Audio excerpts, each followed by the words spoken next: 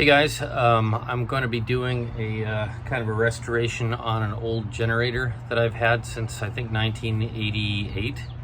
It's a Coleman Powermate 3500 kW, I think, and it is in very, very bad shape.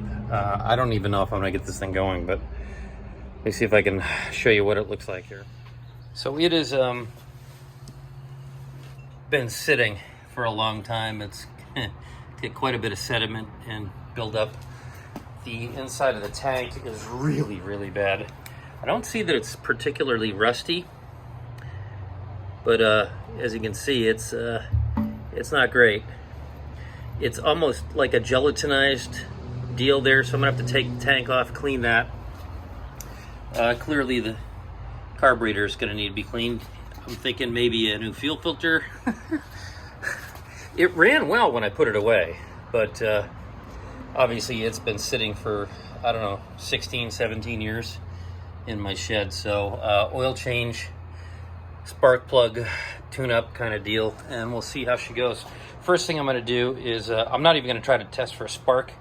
I don't want any of that cruddy gas to go into the carburetor, not that it's probably not already blocked, but yeah, it's just a, I believe it's a Coleman. It might not even be. It might be just a Powermate, which I don't remember. It's been so many years since I got it, I can't even remember. It was very useful for a while, and when it became not useful, I stopped using it. So first thing I want to do, I'm going to take the tank off, get that gas out, dispose of that properly, of course, and then see if I can get that cleaned out. I'm going to take the carburetor off. I'm going to soak that, change the fuel filter, spark plug oil, and see how she goes. Stay tuned.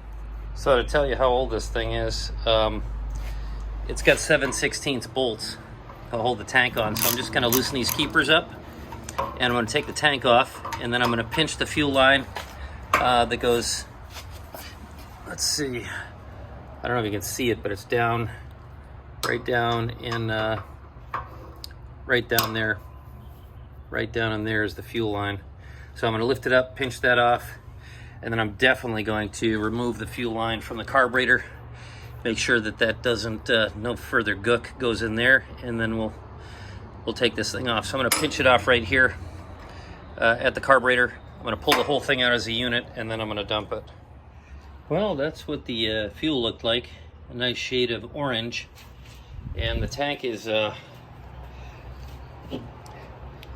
it's a little questionable, but I took some carb spray in there and I sprayed it around. I'm going to go ahead and wash it now real good with soap and water and see if I can clean that out. Just clean the whole tank up, really. And obviously replace the fuel line that looked pretty pitiful.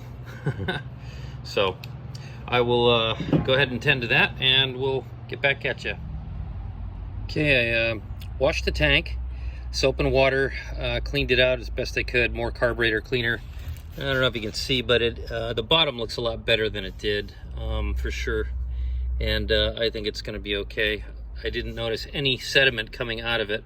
I put a coffee filter under it just so I could see real clearly, on the bottom, just so I could see as it came out if there was anything nasty coming out of there. So it doesn't appear to be releasing anything. So I think I can go on to the next thing, which is taking the carburetor off and seeing how grueling that thing looks. I'm sure it's pretty disgusting.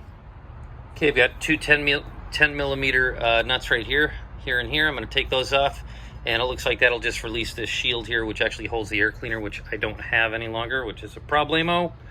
But anyways, I'm taking that off, and this thing is going to get soaked too. This is disgusting. Okay, I got those that shield off. The gasket was pretty gnarly, as you can imagine, and now that literally is what holds the carburetor on. So I don't know if you can see, I can wiggle this out. I've got to take that governor spring off right there, so I'm going to get that off. I can't do it with two hands holding the camera. I'm not all sophisticated like most YouTube guys. I'm just trying to share some triumphs and tragedies, that's all. So I'm sure that gasket behind there is toast, just like the front one was here. And I'm going to get that off, take the carburetor apart, and we'll have a look at it. Okay, so this is super crazy. I can't move the throttle. The plate won't even move. It won't even move. and the choke won't even move. It's completely glued shut.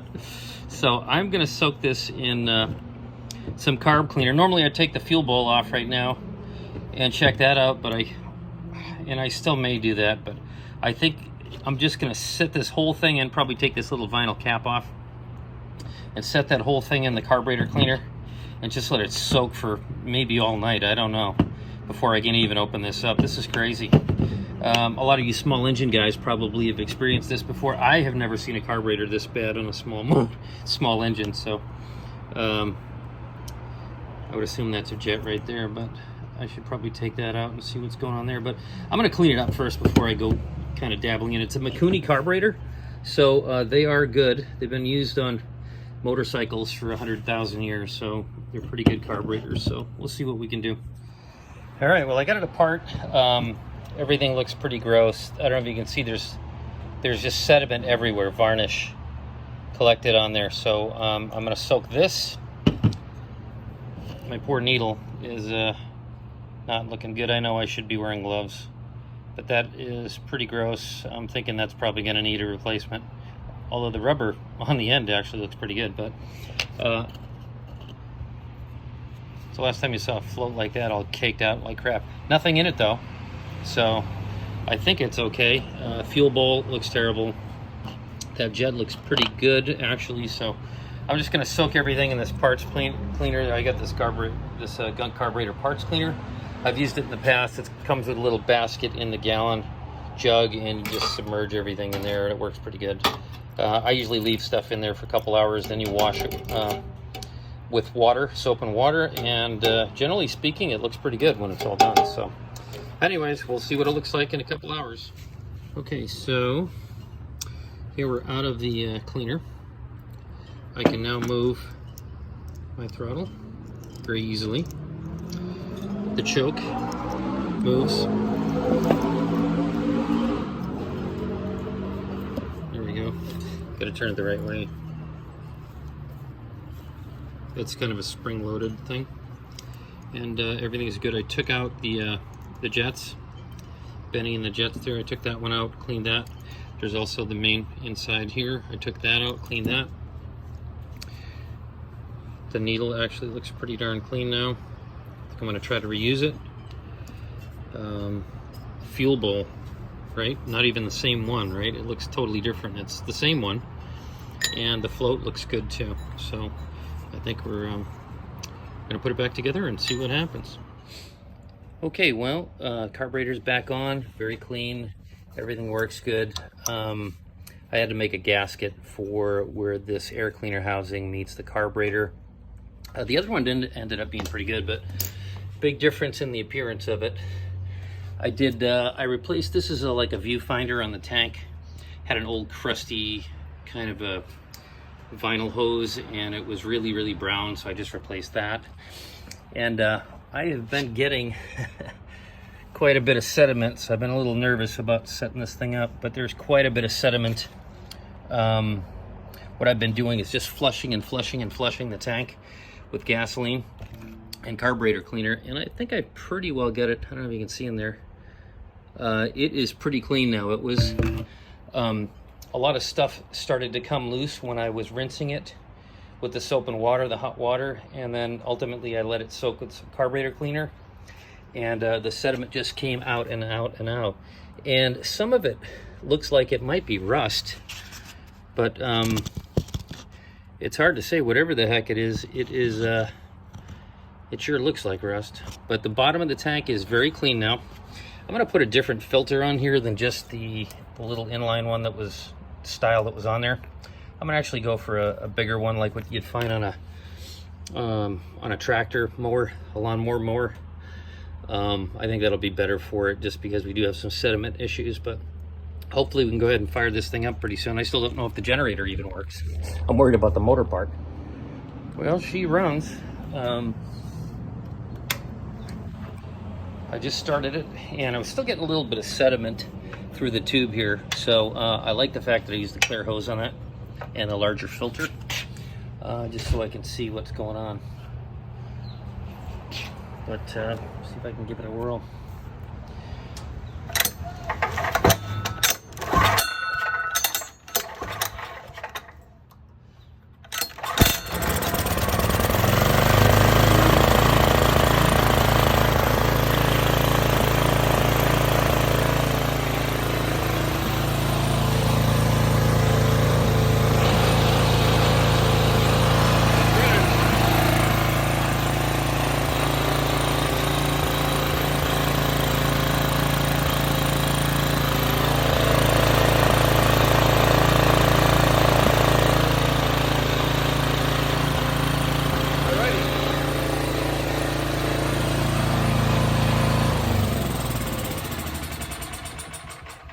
gotta see if I can find the air cleaner for it, because obviously that leans out the mixture. So it's got to run with the choke partially closed until I get that filter on there. But hey, she seems to be running good. So anyways, if you have a similar problem, that's what I did. Take care.